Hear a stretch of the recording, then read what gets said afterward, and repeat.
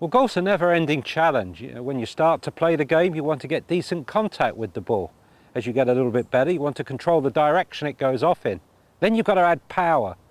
And those three things together are enough for most golfers. The top players can control the trajectory that the ball goes off at, and also the spin when it lands.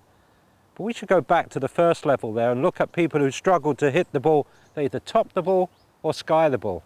Well, when the ball's on a tee, that can be pretty frustrating. And it really is a similar error. It doesn't look like it, because one, you're hitting the board, it pops up in the air, and the other one, you're dribbling it along the ground. But understand why that is. There's three fundamentals to the golf swing, and you're almost certainly getting one, or unfortunately all three, wrong if you're struggling to get decent contact with the ball. So from the setup position, if you have a poor lever system where you pick the club up and chop down on the ball, most likely you're going to hit the top of the ball, or you'll go straight down and pop underneath it and catch ball marks on the top of your club.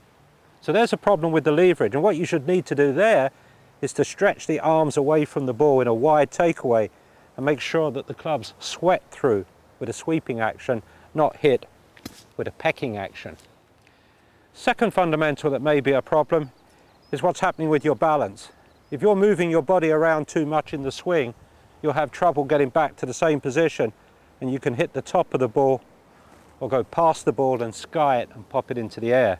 So solution there with your balance is to try to make sure, having set slightly to the side of the ball with the center, you turn around it back and through and even into the finish.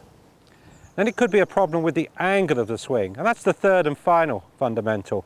If your swing gets too upright, you'll swing down and the club will pop underneath the ball, or from the same position it might hit the top of the ball. Same error, very different looking shots.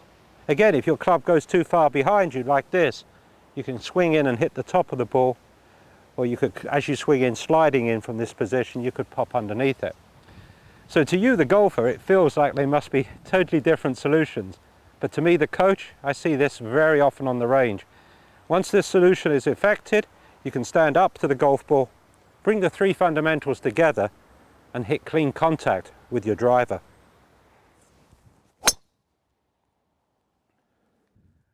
Well, there we go. It's all about technique on this one, I'm afraid. There's no technology that can help you if you're hitting a top or a sky ball. So go to the range, get the technique right, practice it, and then you can bring it to the golf course.